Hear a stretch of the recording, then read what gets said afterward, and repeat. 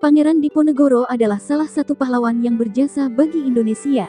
Ia seorang keturunan dari Keraton Yogyakarta. Bersama dengan rakyat Indonesia ia melawan pemerintahan Belanda yang dimulai pada tahun 1825 hingga 1830. 5 tahun berperang dengan Belanda telah memakan korban jiwa dan kerugian yang cukup banyak dialami oleh dua pihak. Oleh sebab itu sejarah mencatat bahwa perang tersebut merupakan perang dengan korban jiwa paling besar di Indonesia.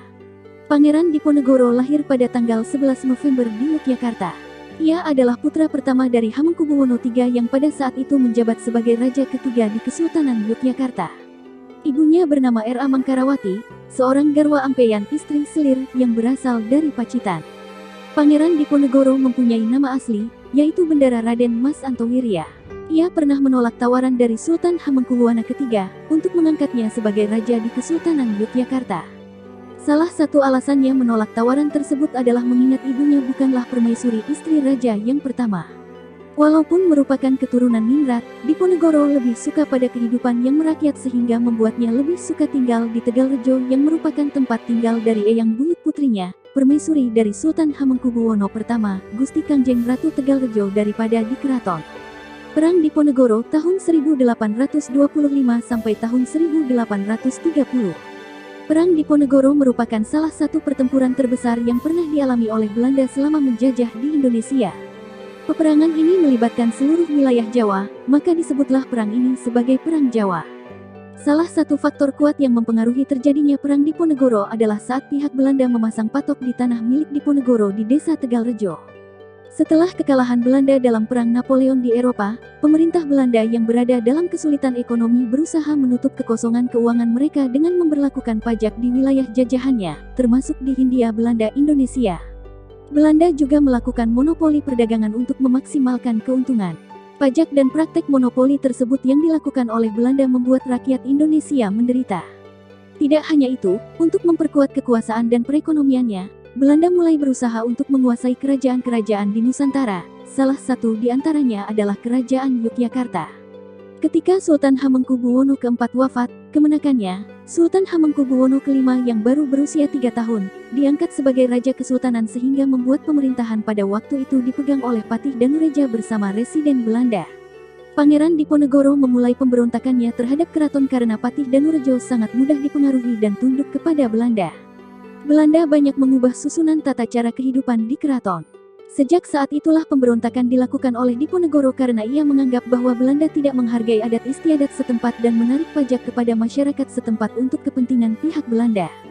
Perang yang terjadi antara pribumi yang dipimpin oleh Pangeran Diponegoro dengan pasukan Belanda yang dipimpin oleh Jenderal de Kock. Perlawanan yang dilakukan oleh Pangeran Diponegoro untuk menentang Belanda mendapat dukungan dari rakyat.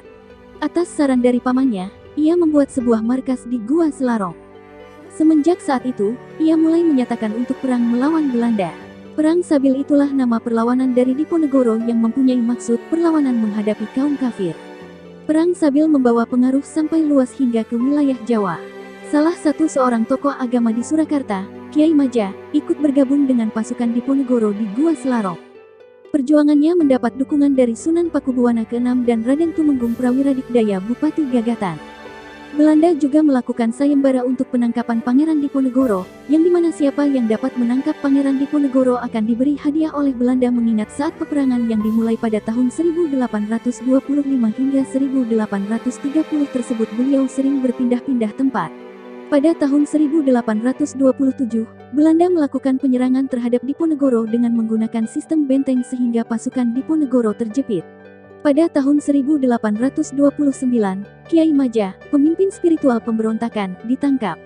Pada tanggal 28 Maret tahun 1830, saat Jenderal de Kock membuat sebuah perundingan yang dimana ia meminta agar langsung bertemu dengan Pangeran Diponegoro di Magelang, namun dalam perundingan tersebut Belanda sudah menyiapkan rencana untuk menangkap Diponegoro.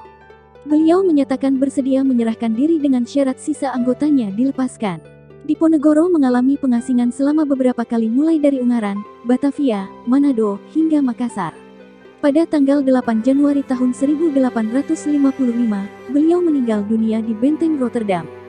Selama berlangsungnya peperangan ini Belanda mengalami kerugian dari segi finansial dan pasukan yang gugur saat berperang. Penghargaan sebagai pahlawan, namanya digunakan sebagai jalan di beberapa kota besar Indonesia. Tidak hanya jalan, namanya juga digunakan sebagai nama-nama tempat antara lain, Stadion Diponegoro, Universitas Diponegoro. Beliau diangkat sebagai pahlawan nasional pada tanggal 6 November tahun 1973 melalui Kepres nomor 87 TK 1973. Pada tanggal 21 Juni tahun 2013, UNESCO menetapkan Babat Diponegoro sebagai warisan ingatan dunia, Memory of the World. Babat Diponegoro merupakan naskah klasik yang dibuat sendiri oleh Pangeran Diponegoro ketika diasingkan di Manado, Sulawesi Utara, pada tahun 1832 sampai tahun 1833. Babat ini bercerita mengenai kisah hidup Pangeran Diponegoro. Selain itu, untuk mengenang jasa Pangeran Diponegoro dalam memperjuangkan kemerdekaan, didirikanlah Museum Monumen Pangeran Diponegoro atau yang lebih dikenal dengan sebutan Sasana Wiratama di Tegalrejo, Yogyakarta, yang menempati bekas kediaman Pangeran Diponegoro.